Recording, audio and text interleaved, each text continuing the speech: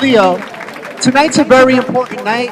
Obviously, the topic is surrounded around education and majoring or focusing on cannabis as a form of education going forward. So we have some phenomenal speakers tonight. But like I was just telling Leo, tonight's a pretty historic night. Not because the bill passed, because the bill didn't pass yet. We're still waiting. But tonight, from Jersey City all the way down to Philadelphia, there are 4 cannabis education events taking place all at the same time. That is a big deal. 2 years ago, or almost 3 years ago, when I got involved in the space, and I would look for events and communities to go to, there was very few and far between. So I'd say if there's 4 events going on, and there's 100 and 150 people per event, that means tonight 650 people or so, 550 people or so, are getting educated about how to get into the cannabis industry. So again, when I tell you give yourselves a round of applause, you are amongst a unique group of people who are getting involved in this industry at the right time. So congratulations for showing up. All right. Now, how many people have been to this event for the first time by a show of hands? Okay, we got it. Congratulations. Thank you for showing up. Okay. How many old timers do we have in the building? All right. And then we have a group of people who don't know yet why they're here. What I want you to do for a minute, everyone's here for a certain purpose, right? We often start this event off by saying CannaGather has been created for entrepreneurs, investors, advocates, and elected officials to get educated and shape the conversation when it comes to legalization. So we know why we're here. We know why we're educating you. So we want you to take a moment to speak to the person next to you and tell them why you're here. Why did you show up today? What are you looking for? Are you looking for a partner? Are you looking for more education? So one of the goals with CannaGather is again to educate, right? And also to position you to be ready for whether it's plant touching activities or preparing yourself to be an ancillary company or a service provider in the cannabis industry.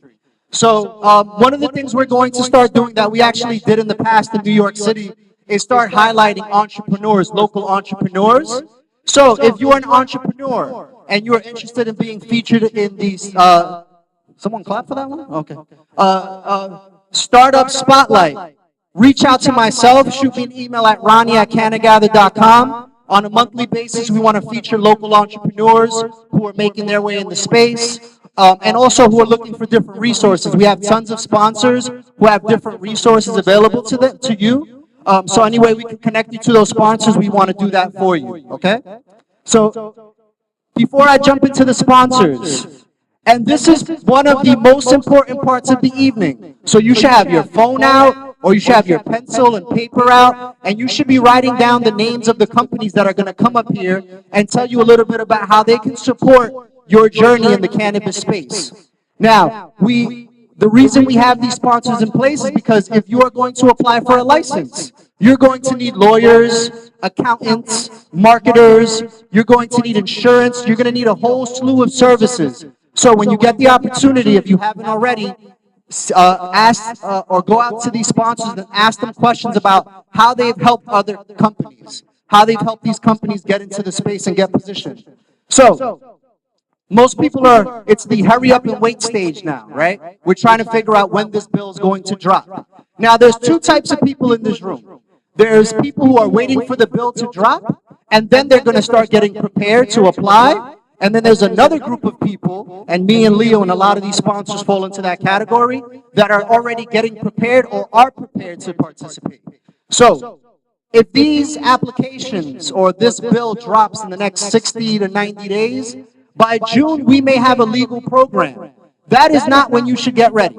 You should get ready today, and you should get ready now. So the sponsors we're going to bring up, it's not just commercials, it's potential partners that are going to help you elevate your business and actually make sure you have a business that's viable. So I want to start with Robert DePisa from Cold Shots, if you can come up. There you go.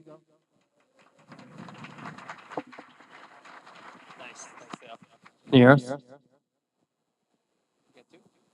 Yeah. Hi, I'm Mark Press, Rob DePisa. I think you know both of us pretty well. We're also waiting now to see what happens with the legislature. They're still counting votes.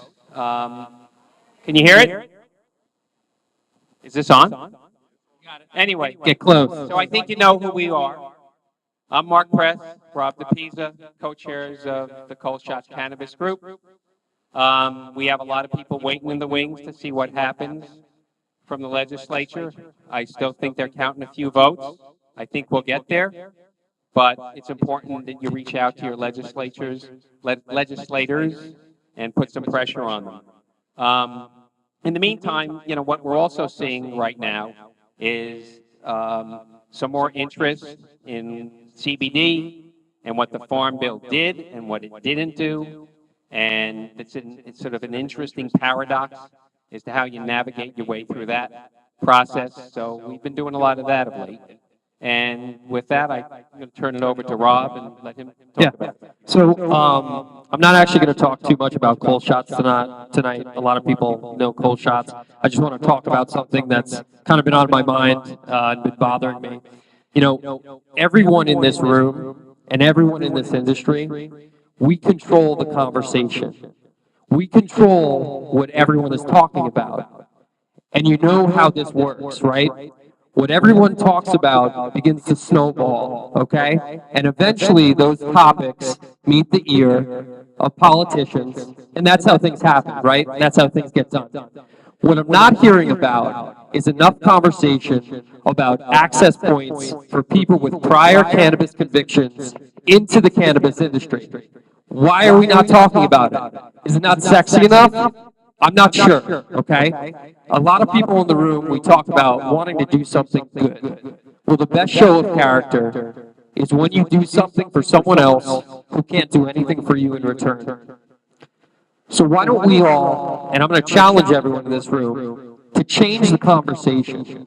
Let's start a renewed focus on people who have prior cannabis convictions, getting an entry point into the cannabis industry. And I'm not talking about expungement. I'm talking about something more significant, a renewed focus on these people. So I challenge you all to do it tonight, and let's do something good.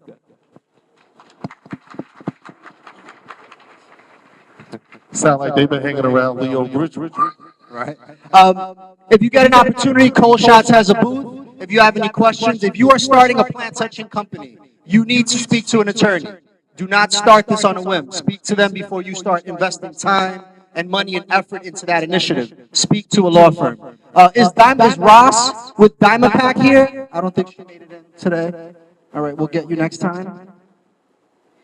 Michael with Palmero's Paint Junction. You will need merchant services. Remember, the cannabis industry at this point does not have access to banking. There's very few merchant services companies that can support you, and this happens to be one of them. So, Michael? How you all doing tonight? I'm Michael, as you said, and this is my wife, Christina. We do the merchant processing, acceptance of credit cards. Show of hands, how many people are taking credit cards right now? Louder? Okay. Hi. All right. Use my loud voice, my inside voice, right? All right. So my question was, right now, who's taking credit cards for their business? Show of hands? No, everybody. All right, everybody's going to be ready when they drop the bill, right? So there you go.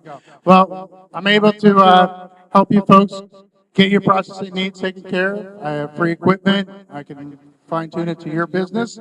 We do next day funding, and so we really can help out in that area because we have that part covered. So when you are ready, please give us a call. We have our booth, my card, and everything out there. Please come get some of the swag that my wife has put together for us. I don't know if I need this mic, but please visit us. Palermo's Paint Junction, we are here to help you. And we have good swag, so come by our table. And stay tuned for the drawing for those of you that put a business card in. Which is right now. So, Leo, I think, Leo, I'll let you pick a card out of there. Drum roll.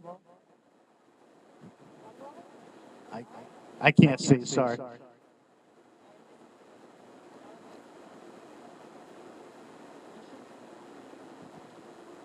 Initiative 71 compliant. Initiative 71 compliant. GulfSizeBuds.com.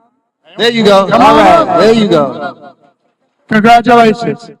Thank you Thank for you for having us stopping once by. again. You see, you just won a $50 Visa gift card. Good for you, you see? Thank you. All right, thank you. So for any of your Thank you very merchant much. services Congratulations. needs, visit Palmero's Pay Junction right outside. Thank you, guys. Appreciate it. Thank you again. Neil Fur with Archer. Archer Law. Is Archer Law in the building? Oh, there you go. There you go. Perfect. We have various law firms supporting the initiative. So, you got it? Perfect. Here you go. Man, I need like a ladder to get to it. You know what? One step right there. Hi, I'm Neil Fair, Sheriff Archer and Griner. Can anyone hear me? Okay. So I thought the biggest challenge today was to find the parking lot. Everything else should be easy. Archer and Griner is in, we're in Hackensack, we're in Red Bank, down in Haddonfield, Princeton, Philadelphia, New York, and down in Delaware. And we, like a lot of you, were very busy in 2018 when it was time to do license applications. And we were very involved for many clients in working on site control, getting leases in place, and all the kinds of things that anyone who's interested in getting a license next round is going to have to focus on. Licensing, the site control, and being ready with your compliance and being ready is really important. So we're here to help you with all of that. Bill Caruso is at our Archer Public Affairs. I don't know if any of you know him, but he's really been our go-to guy when it comes to being on the ground to find out what's going on with the new legislation. We welcome you to call us, and I join with everyone else to say we have to make licensing easier. We have to make the standards reasonable for everyone. It's important, so same call to action that the cold shot speaker had on that. And again, we're looking forward to the next round, and I think that we have, it's growing in New Jersey, so we look forward to it. Thanks. Thank you.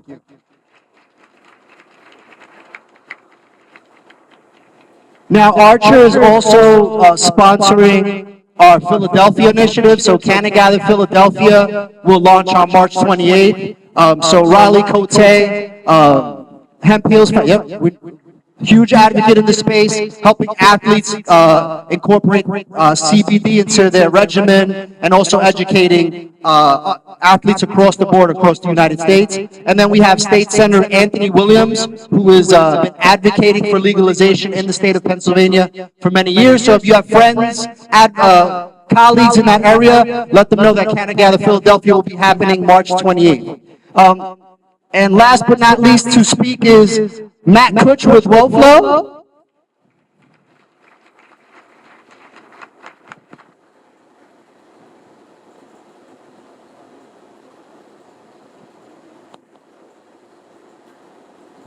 Good evening, everybody.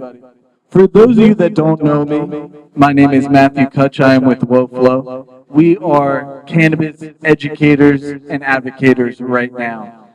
And that's kind of what I want to bring up is education, because that is so key. You can see the people in the room tonight, as Ronnie said, 4 events. We need to educate our patients. We have a huge growing population, patient population, our physicians, our regulators. It has to be extremely important for all of you.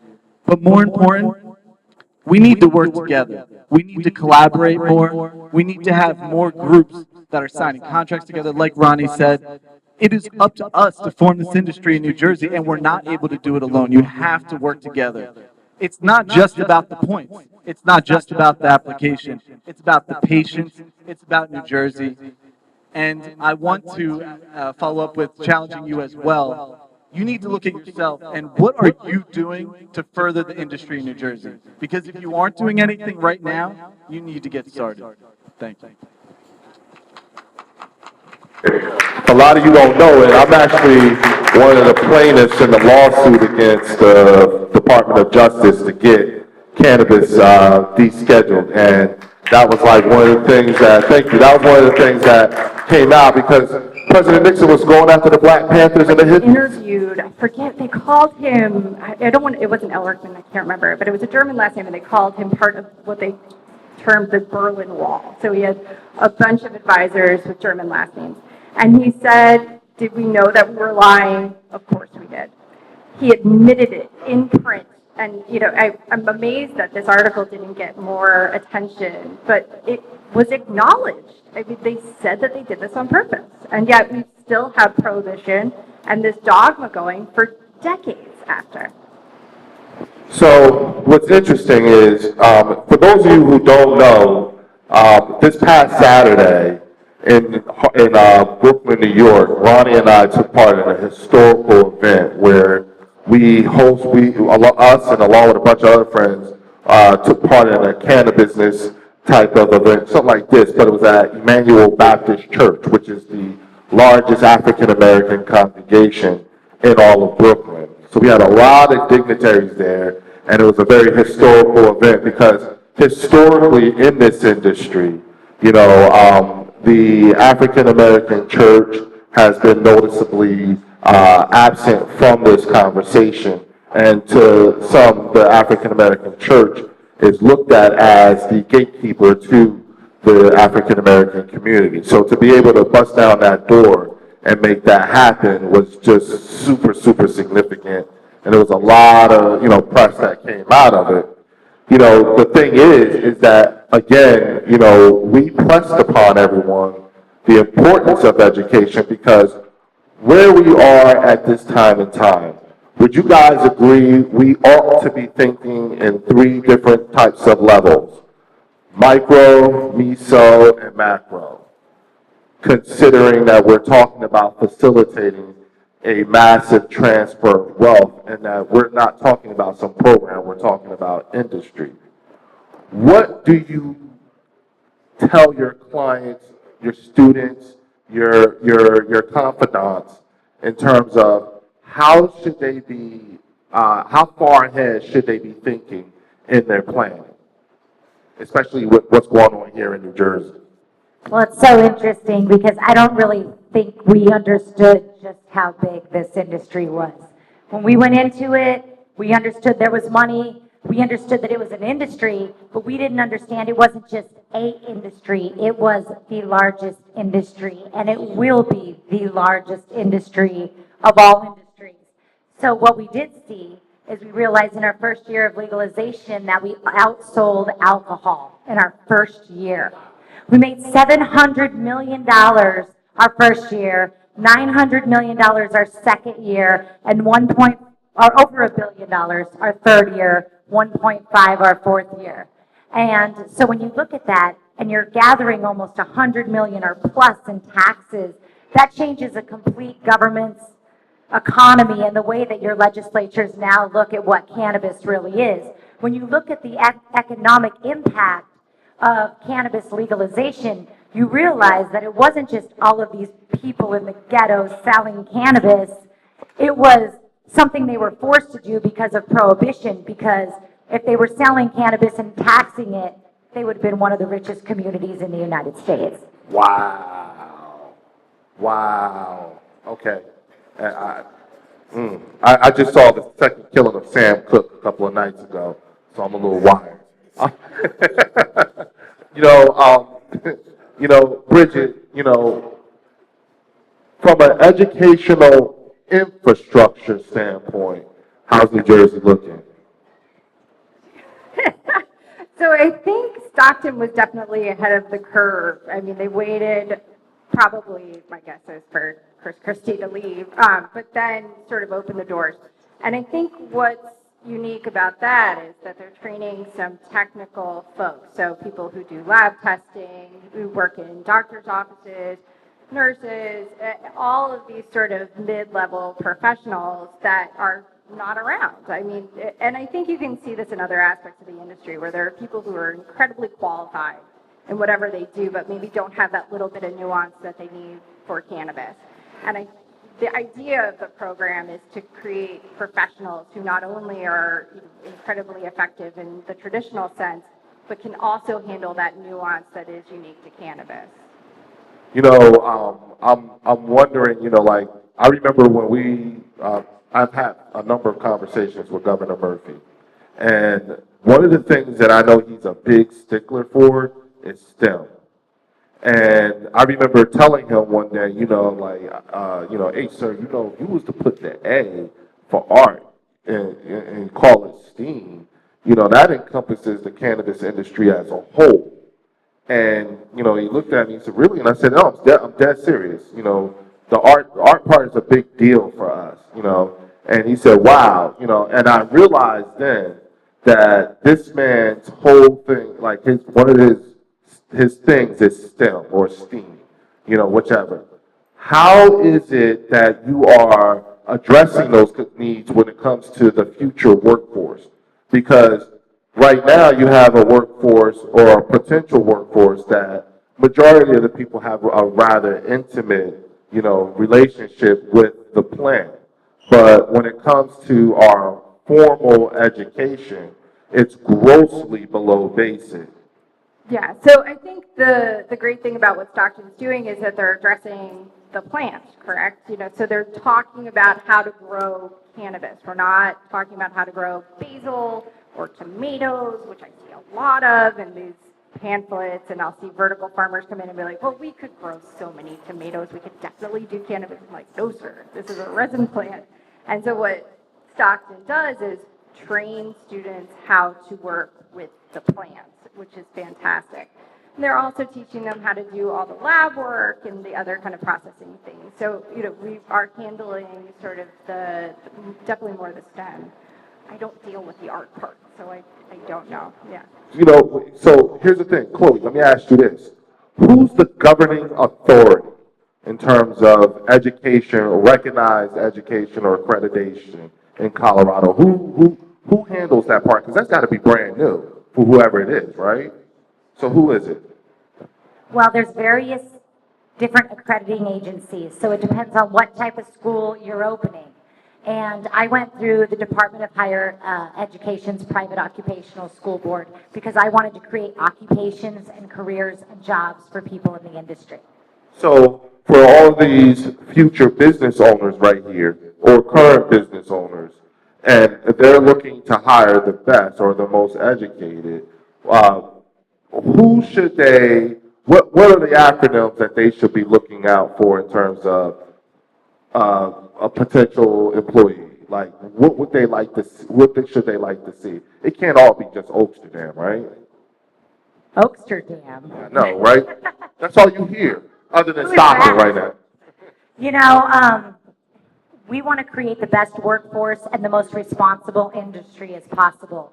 Even though we have state-by-state regulations, we want to create the best practices and corporate business standards so every single, you know, local municipality wants to enact a licensing process so that way we can create more employees and more business owners. So what I would say is first, you know, ask them the right questions. You obviously want employees that are responsible, that are going to show up on time, that are well educated, that know what they're doing. But you want them to have really hands-on experience. And I would say, I mean, I have a lot of people who do go to Oaksterdam. I'm actually very dear friends with Dale Sky Jones, the president of Oaksterdam. So I think you learn different things from different schools. But for us, we focus on an accredited curriculum that is going to prepare people for the industry, for the hands-on experience, for the fact that, you know, one, you know, infestation of bugs could ruin your entire crop. You use the wrong pesticide. I mean, it costs you millions and millions of dollars in mistakes.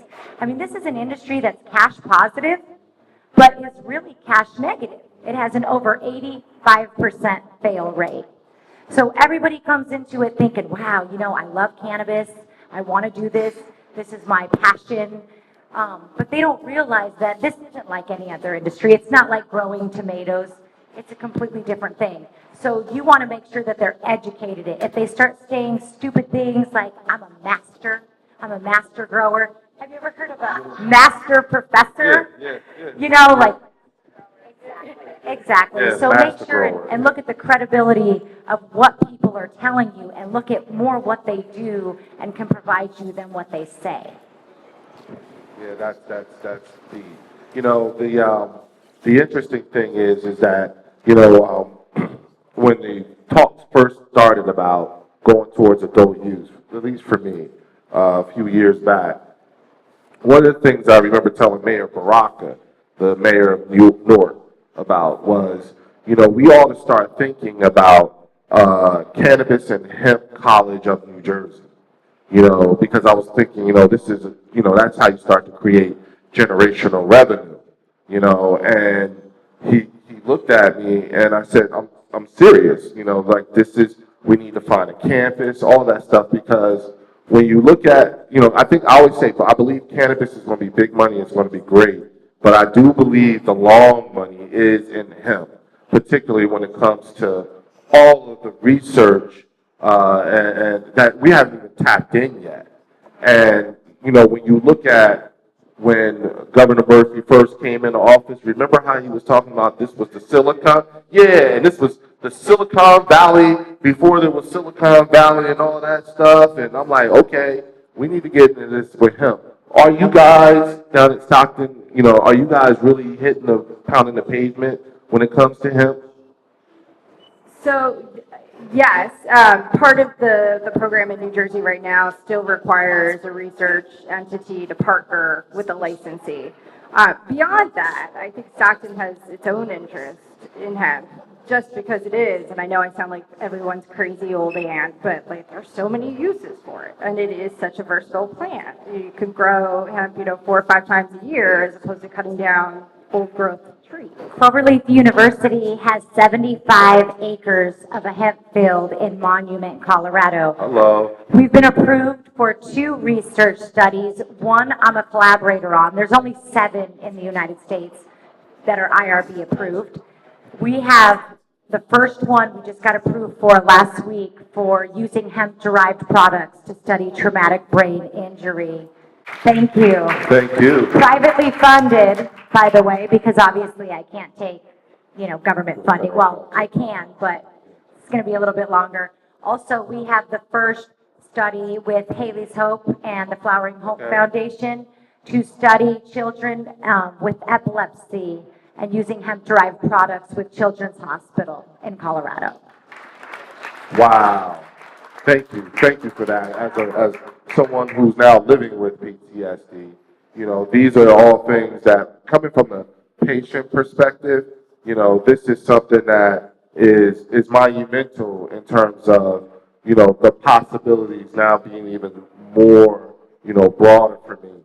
And also the fact that, we're trying to repeal back, 48 years worth of, propaganda programming that was just completely off the books. And just so you all know, 635, this is for the newcomers, 635-0507. Look up that patent number because you own it. You, taxpaying citizen, own the patent on CBD. And this was how old? They got the patent in the 70s or something like that? Yeah. So it's not like the United States government didn't know about this. Okay? These are facts. I'm sorry, I was about to. They're lying about a lot more than just that. Oh, well, yeah, we're just going one item at a time, but you ain't lying. They aren't lying. They are lying. That isn't the only thing they're lying about. I look forward to the day when we can talk about this industry and talk this industry without the fact that being a woman is a thing. How about just being a person in this industry? I was blessed to grow up in a single parent home with my mom and my 3 sisters, and so I'm not accustomed to this. I'm accustomed to seeing strong women do their thing. I don't do the damsel in distress very well because I haven't seen them. What I see, and what I see happening here within this industry, particularly women as trailblazers, I'm wondering, how does it feel to be in this position now, having been through where you at and seeing, the way the gender factor is actually, I don't want to call it the new sexy, but the new normal. I don't know about you, but when I started, my LinkedIn page connections were all white dudes for like a good long time. Yeah. And I think, I don't think it's purposeful. I don't think it's, something they intend to do, but a lot of times it's harder to get into the room. It's harder to have the conversation. And I just sort of channel my mom. I would just walk in every room like everyone's my best friend and talk to them as if I've known everyone for 5 years. And in the end, it's in their interest to listen to me.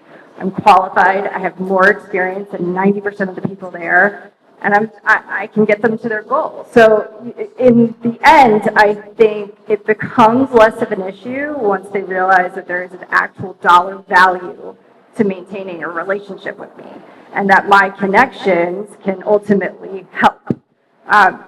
Initially, I think it can be a problem, but ultimately, I think you get past it. And if you don't, you probably don't want to work with that person anyway. It's so funny because a lot of people bring up the issue, women, this, that, how you're treated. And it was definitely different because this was all males. When I would walk into their facilities, I would have to make them think that everything I told them was their idea for them to basically accept it. And to all the women out there, I heard this TED Talk one time, and it said, men are taught to apply for any job, and they're taught as children to jump from the monkey bars and to be fearless. And the more fearless you are as a man, they say men will go for a job they only have 60% of the qualifications of, but yet women are taught to be perfect. And that's so difficult. And I think we're now raising, a tribe of women who are learning to be fearless instead of perfect. And for me, I used to think, man, this guy has no idea I could actually save his entire operation if he listens to me. So I would have to find clever ways to also be saying that to him in a respectful way to change his perception of how he thinks women should be.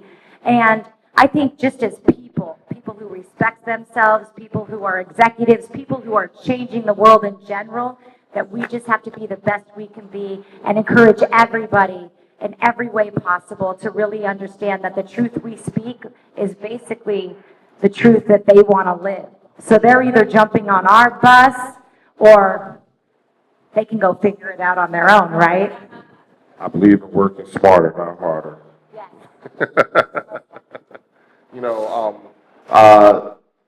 The thing is that from a federal standpoint, what do you see in terms of education going on that, folks are going to have to start preparing for, or at least the types of market trends that you can predict happening? What do you see happening? So I think the biggest change is going to be in medicine, basically educating physicians on, if we're maintaining these medical markets, teaching the physicians how to recommend it. I think that would be a huge help. And I think that's going to take research, which now seems to be starting to happen. Having an informed physician, I think, would be the best thing to invest some money into education on. Well, and even to that, when we developed, was it Senate Bill 20 in Colorado that defined the patient and doctor relationship, it's not just about educating our doctors, it's about providing the right, information and physicals. Remember, they wanted 2 hands-on physicals per patient each year. Really have the time with the doctor to be able to provide the right diagnosis instead of just kind of getting them in the door so they could sign off on a medical marijuana card. And I think that's important. And the only way to do that is to make it fair instead of just being able to pay for your card. Making it something that the doctors, really want to do and want to prescribe for these ailments. I think we're getting there. Okay, and what about now, what is your relationship like currently, and how will it evolve within the communities that were most impacted by the war on drugs? What do you like? Do you have an outreach program? And like even for veterans such as myself? Most definitely. We are offering first right to our classes to anybody who has been affected by the war on drugs. We will give them discounts. We also have a scholarship program. So if you were raised, in a community with not a lot of money, you don't have the same opportunity, well, you will have an opportunity to come to Cloverleaf. If we have any space in our classes, even if it's 100 seats, we will fill those with the people who fill out those scholarship forms.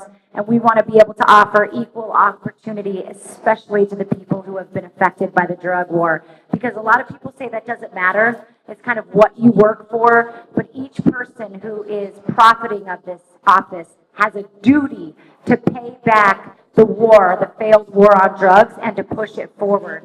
And as far as those prisoners, if we leave them in there, this will never be blessed. We need to release them and get them out. That's that cold shots effect right there.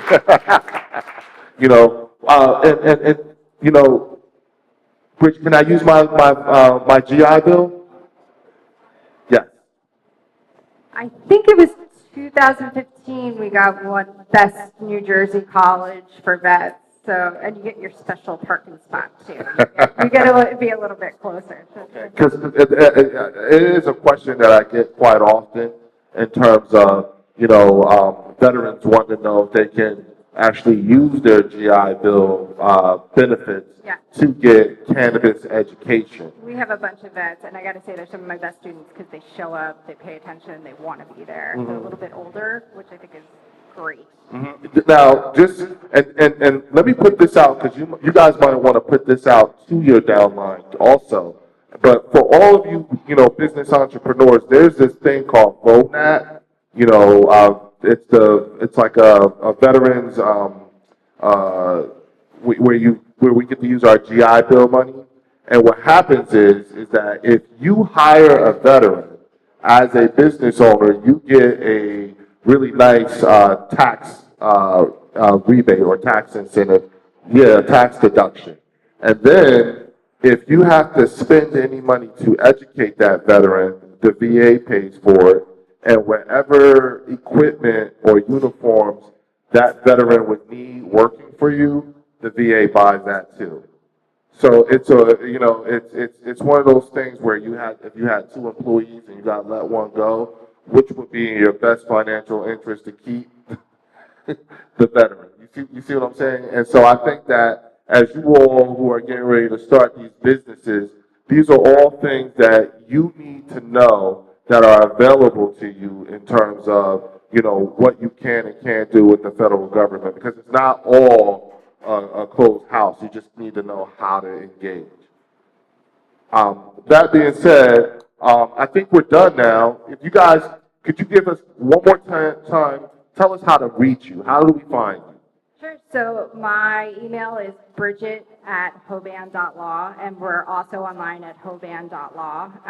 We are all over the country, and we're also international now. So if you have an issue, especially if it's relevant to hemp or cannabis, we can handle it.